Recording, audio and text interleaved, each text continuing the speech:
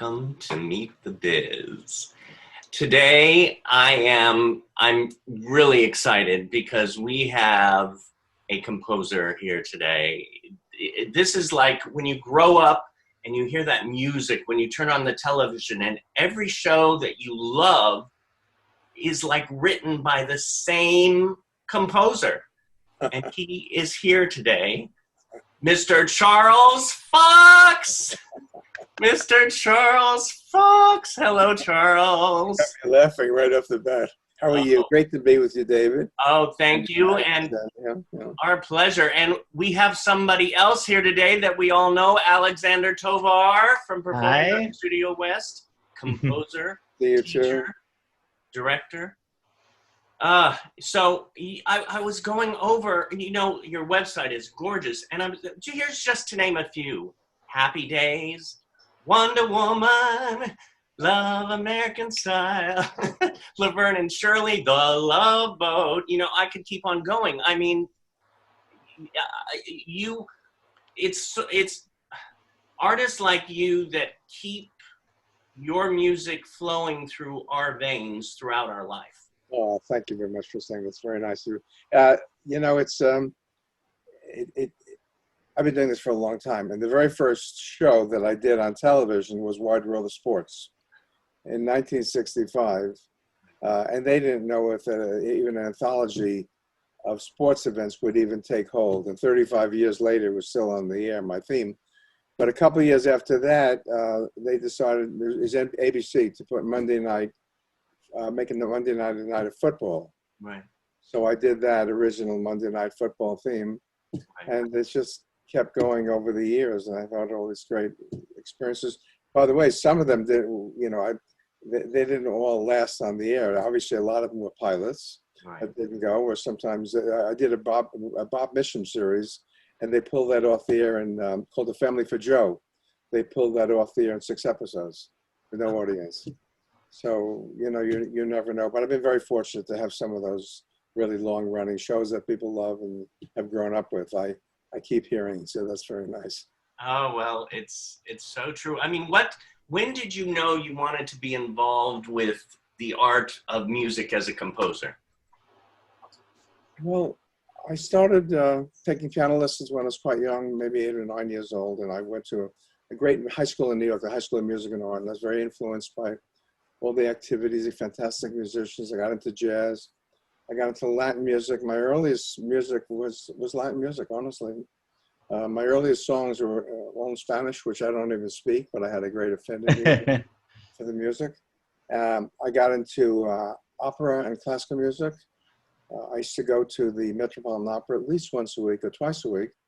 I had an orchestration teacher then who suggested that to get, if I got close to an orchestra and see violin players, you know, bowing, and horn players, and listen to the sound of a clarinet with a flute together, make mental notes, you know. So those days, the Metropolitan Opera, the old wonderful Metropolitan Opera on 37th Street, had a standing room all around the whole rear to the side of the orchestra section. I used to stand right behind the double basses, and I'd go there at least once or twice a week just to hear music and live, and I would stand, you know, and it was $2, by the way, to do that. Wow.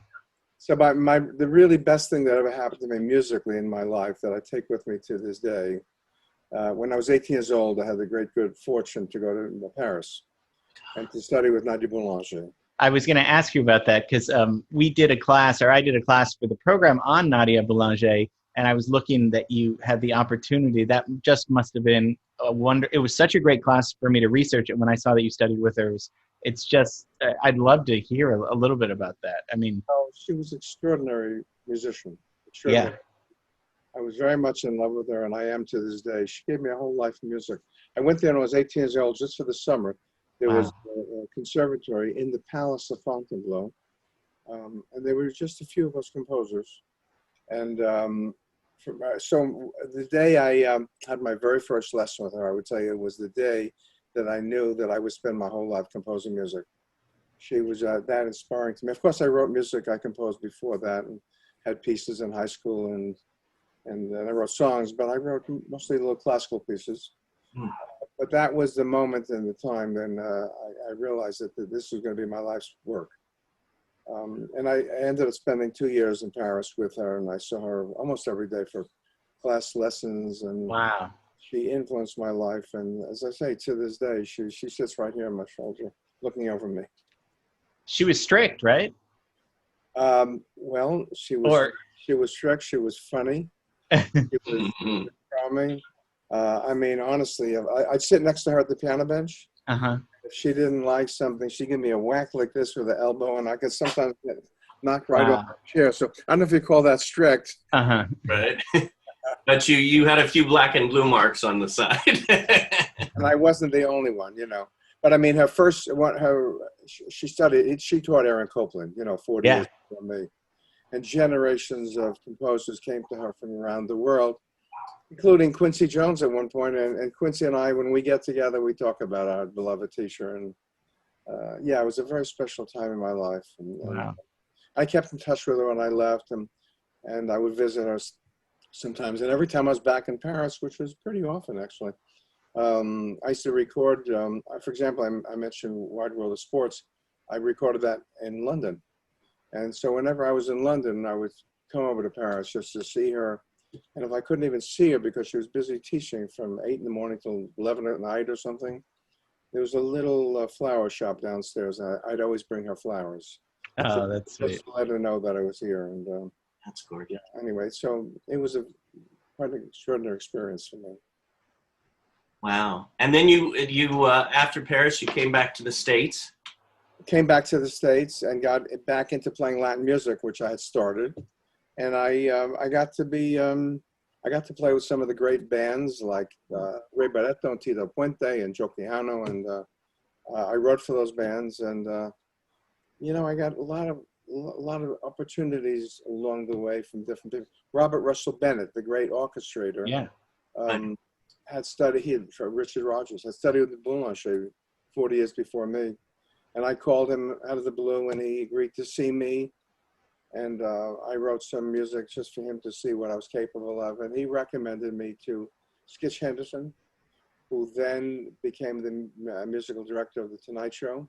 So I started writing music for The Tonight Show and arrangements for Skitch. And, you know, one thing led to another. And I got my first film opportunity. Well, I did a lot of documentaries, a lot of short subjects in New York for the USIA, for, you know, U.S. Information Agency. And I did one for the World's Fair, for the Kodak exhibit in 1964, I think. I also studied electronic music at Columbia University this is well before the synthesizer was invented. Yeah. And I bought one of the first synthesizers from Robert Moog. Wow. Directly from him, and I got into that in the mid '60s. I got into electronic music, so that was all, you know, part of my life and my career. I did my first picture. It was called The Incident. It was a black and white film with my very dear friend Larry Pierce, who directed it. And then right after that, I did the movie Barbarella. Yes. Which was turned out to be a big success.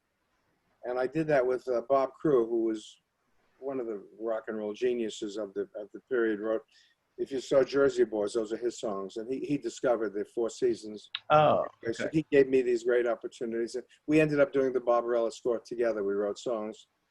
And then Larry Pierce's next picture was Goodbye Columbus, Paramount. And the people at Paramount came to see me because they didn't know who this young fellow was scoring Barbarella. It was a big picture. And so that was my kind of entree. Then Stanley Jaffe, who became the head of Paramount Pictures, he was the producer.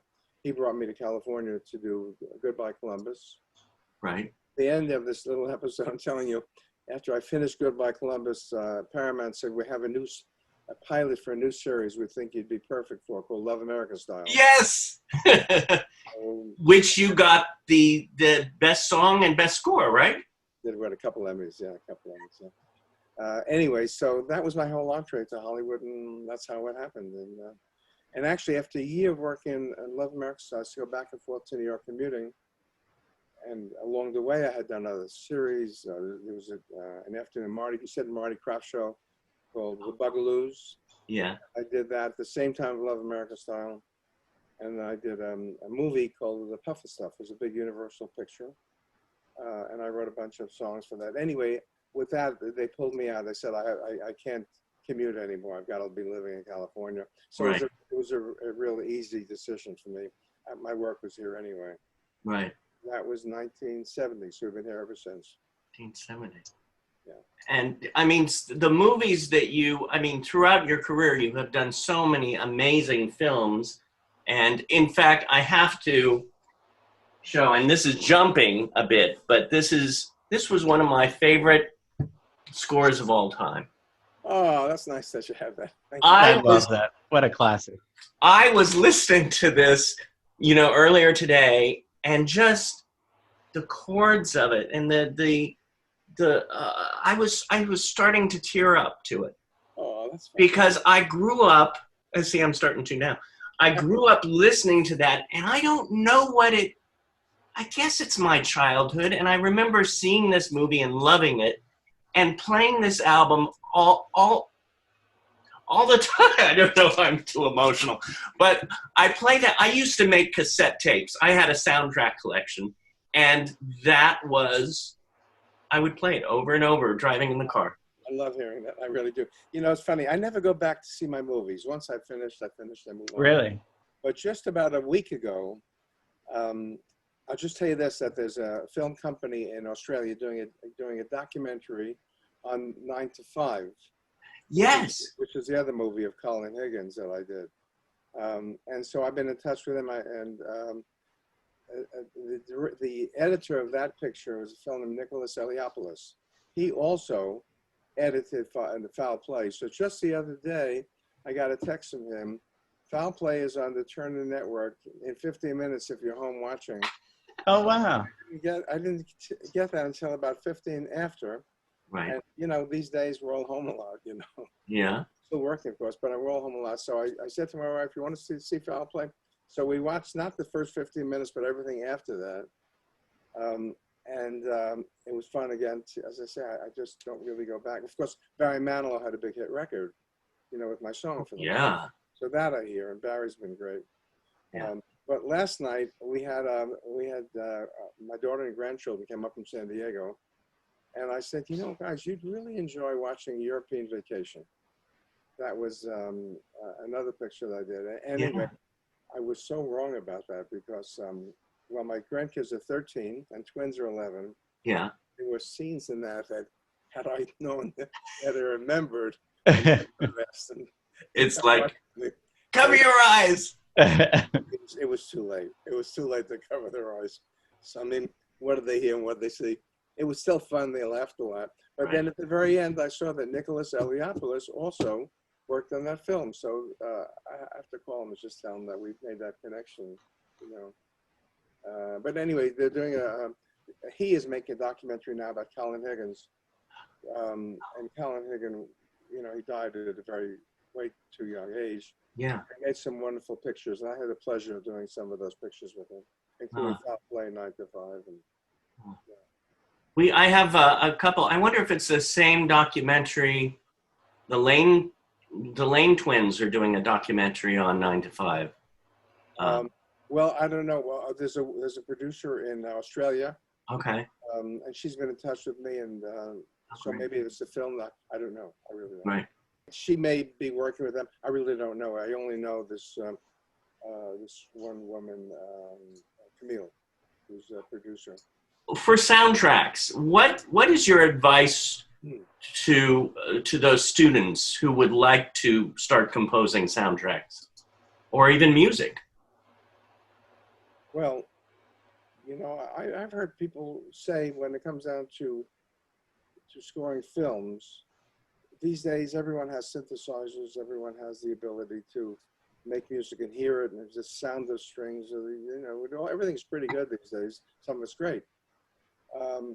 My best advice is to learn to be a musician. Learn to be a musician. Learn to know what makes music. Because as a film composer, you not only have to work within the confines of that particular film, you have to know a lot of, well, first of all, orchestration. So you have to know about instruments. You also need to have a foundation to build musical scenes. You're working for timings. You're working for moments that happen and go to something else. So you have to be very agile in terms of the compositional developmental abilities. And I think it all starts with learning to be a musician. You know, Debussy, for example, he's one of the greatest composers, obviously, but he referred himself as a musician. Mm. When you went through the Conservatoire in Paris, Mm-hmm. you became a musician. And so there's harmony, there's counterpoint, there's all those things to learn. Now, when you have a keyboard setup and you can get into it, and these days someone can take your information and turn it into music, that's another way to go too, and people do. But if you're asking me to give some young person advice, if you want to be a musician, if you want to be a composer, learn the craft of music, and it's all there. It's not anything hidden. You know, Yeah. all the great composers came before us. You know, we're all riding on the shoulders of the Beethovens and Bachs and Mozarts, and of course, in the great songwriters of the century, and the great filmmakers of the Henry Mancinis and, you know, and Jerry Goldsmiths and John Williams. There's an awful lot to learn by these. You basically have to study the past to go to the future. Mm-hmm. So that is my long-winded answer to you about anyone getting started. Learn first to become a musician and expand on that. Yeah. Yeah. Yeah. You know, I mean, you were talking about Barry Manilow, but I mean, Sarah Vaughan has recorded your songs. Olivia Newton-John, Luther Vandross, Carly Simon, Johnny Mathis, Shirley Bassey. I could go on. Sergio Mendes. Wow. In fact, I got my album collection out now. Oh, Roberta, okay. Oh my gosh, what a great. Killing Me Softly, which you did so many times with your song. Mm-hmm. Yeah, we've had an awful lot. We had maybe 2,000 different artists record that song, and over the years, and every time I turn around, people are sending me new records of that. So very fortunately, it's in the younger ears as well as people who've been around, you know, and we keep getting new recordings. Right. Sarah Vaughan was a particular pleasure for me. She sang not that song. She sang a song called "And the Feeling's Good," which Roberta Flack also recorded, by the way. Yeah. But I was in the studio watching Sarah Vaughan sing my song, and that was Wow. that was a great thrill. But I wrote a song for Fred Astaire, and I worked with Fred Astaire. I used to go to his house and rehearse with him, and he recorded a song for film that I wrote with Norman Gimbel, my longtime collaborator who passed away last year. Although I had the good fortune to work with so many of the greatest lyricists, you know. Norman and I had a real collaboration for many years, but I had a real collaboration with Hal David. We wrote many songs together. We did 2 musicals together, actually. Wow. But you know, Paul Williams, one of the greatest lyricists, and Sammy Kahn, and actually now I'm doing a show with Alain Boublil, who wrote Les Miserables. Oh. We have a new musical we're working on together.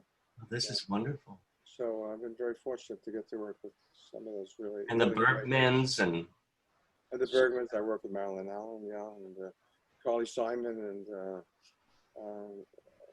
work with Seals and Crofts, you know, and it's been a great ride, and I'm still riding. Yes, I love it. A question about Killing Me Softly. How, let's say, for example, that song that we all know, how did you get into the emotional connection to it as a composer? You know, many of the songs I wrote with Norman Gimbel, he wrote the lyrics first. Yeah. Actually, truth be told, I prefer to work to lyrics. Sometimes it depends on who I'm writing with. I'll write the melody first, and sometimes I'll grasp it from the lyric. And Norman and I sat around the piano, and he had a notebook of song titles, song ideas, and one of the titles he had in his notebook was "Killing Me Softly with His Blues." He Mm. found that in a book that someone gave him, and he liked it, and he jotted it down. So he said, "What do you think about that?" And blues sounded like an old-fashioned word, even 1972 when he wrote the song. Mm. So he thought for a second, "What if I kill me softly with a song?" And we talked about what that would be. Most people get affected by hearing a song. A lot of people take the songs through their lives with them. They say, "This is my song," this is our song. We fell in love together, or the tragic stories, or stories of loss, or whatever. Got married. Songs are a wonderful poetic medium that go on for 2 or 3 minutes, 4 minutes, and people take them with them for their whole life. So this was a song about that. What does it mean to hear a song? What does it mean to you, and how do you get moved by it? So he went home.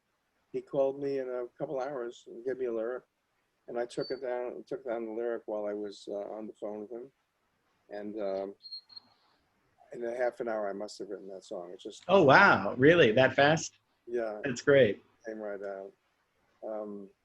And sometimes I can work for weeks, by the way, Sometimes it takes me weeks to get just the right setting, the right notes. I know it's always hard to know when you're finished, Mm. Mhm. I know I'm finished when I want to play the song again. And I know if I'm so bored I can't wait to get to the end of it, I'm not in the right track. Oh, wow. The notes keep coming. The notes never stop. So it's a question of what I'm trying to say. And it's also about character. It's very oftentimes I've written songs for movies and television, particular singers. So you have a voice in your ear, you have a sound, or a motivation because it's a book song. I've written, a number of musicals. So we're dealing with characters within the story, and they have voices. They have voices and characters that you try to live into that character based on the words you get, or even without words, just to start with the melody. I actually believe that when a song is really written correctly between a lyricist and a composer, or one person, or 3 people, that you can't break them apart. When you hear the melody, you hear the lyric, and you Mhm. read the lyric, you hear the song. Each one gives you the other part of it. It's just that it becomes a united effort, and that's how I think when you have a song that works. Mhm. It's really listening to you. It's really like, in a way, giving birth. You need 2 people in a way. You don't need 2 people, but it's that collaboration that creates. Yeah, that's true. Mhm. Although it's Cole Porter that said he never understood why it takes 2 people to write one song. Yeah, that's right. He wrote lyrics too. Yeah. So yeah. Did you ever write lyrics? Was that something you were ever interested in, or? Not at all. Not at all. Well, Yeah. I'll tell you that I wrote one song when my daughter was married. I wrote a song for her with my name. Oh, that's Yes, sweet. and Paul Williams came into my house and he made it better. Oh my. Oh, wow. That's so cool. No, I don't. It's not something that I even have an interest in doing. Uh-huh. As I say, I've worked with some of the greatest, and they're great, and they're great for a reason. Real poets, Right. Right. and really understand the rhythms of speech and song. And so no, I don't aspire to that. What I am, though, I'm a good bouncing board off a lyricist, Mhm. good editor. Um, sometimes I will get just 4 lines of a song, and sometimes it doesn't quite scan the way I hear it, and so we go back. It's called collaboration. Mhm. And I may write something, the lyricist may say, "Could we do this instead of that?" And it has to be an open door between people. But I write really with one person. I don't write. The groups now, I know they get into a room together, and 4 or 5 people, they write a song, and it's not what I do. It's too many. You kind people. of work it out yourself first. It's too many people in a room for me. Yeah. So yeah, some publishing companies have tried to put me together in a room to write with someone. It's just not what I do. I need my own alone time. Yeah. I need to discover all the wrong notes and to know what really works for me. And if I have tried it in a room where, you just come up with an idea and the lyricist comes up with an idea. It's just not how it works. I need the time alone to see, do I really like it? What can happen is I can play something and someone can say, "Oh, I really like that." So I'll start to develop something. I don't know if I like it. Oh, yeah. So what's the point of developing it, you know? But it really also depends who I'm working with and what we're trying to write for, you know.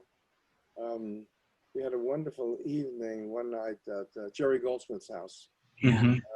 Jerry and his wife Carol, of course Jerry passed away a number of years ago, Yeah. tragically, one of the great losses from the music world. But Jerry was a dear friend. And we'd have these musical soirees at his house pretty often. He had 2 grand pianos in his living room. And then with other composers, we would read through classical music, just 8 hands, you know, 2 people at a piano. And we had great musical evenings. One night, Carole King was there for dinner, and filled with Phil Alden Robinson at that time. And we started talking about writing songs and collaborating. And she was more used. Carol had just come back from collaborating with a number of different writers in France. And she said she wrote a number of songs. And Jerry said to her, I don't see how you can do that. I need my alone time as I do. I said, well, I'm maybe a little more used to working with someone, but no, I too need, she said, oh, come on, the 3 of us could write a song in a second. So in a second, we go into the living room. And Carol says, you sit here, you sit there. And she asked me to come up with an idea, and I came up with a little idea for a song. And then Jerry picked up on it, and then Carol scooted over on the piano bench, and she started to sing some words, and our wife Joan and Carol Goldsmith and Phil Alden Robinson all started shouting lyrical thoughts. You know? Wow. It was a community sing-along. And after a while, we ended up with a half of a pretty good song, actually. Wow. But we had to go. My wife Joan said, as we're heading into the living room, she said, "This is our last note. Our last night out. Charlie has to get into a project." So Carol said, "Last night out, great title for a song." So we started to write a song called. So we left that song dangling in space, and it was good. We had a great fun time doing it, but we had a half a song we left in the air. Oh, I love it. Great. Yeah, You were talking about, you mentioned your wife Joan, and I also read on your website that she is a major part of your music. well, we've been married a long time, you know, and she's been there with me and for me way before anyone knew I wrote music, you know. Yeah. So yes, I always say Joan is there with me for all. She's a part of all the music I've ever written. That's true. Yeah. Mm. And actually, when we were married, we went to France, and I wanted her to meet my teacher. That was important for me. So we went, and so she got to meet my beloved teacher. And so now she carries that experience with her too, having met her and known her. And you didn't forget Nadia Boulanger. She was a large, looming, beautiful person that you just never forgot. Yeah. Well, I know we talked about maybe seeing your studio. I'd be happy to. So I'm set up over there. Okay. And let me see if I can make this work. I'm going to shut the sound off here. Okay. And then I can go to my machine there. And if you'd like, I will play something for you at the piano, and then walk around the room and show you something of that if you'd like to do that. I'd love it. Sounds great. So let me shut this off here. How do I do Alrighty. that? Okay, stop. I'm going to mute. No, can't hear you. Gonna go over there. This is so much fun.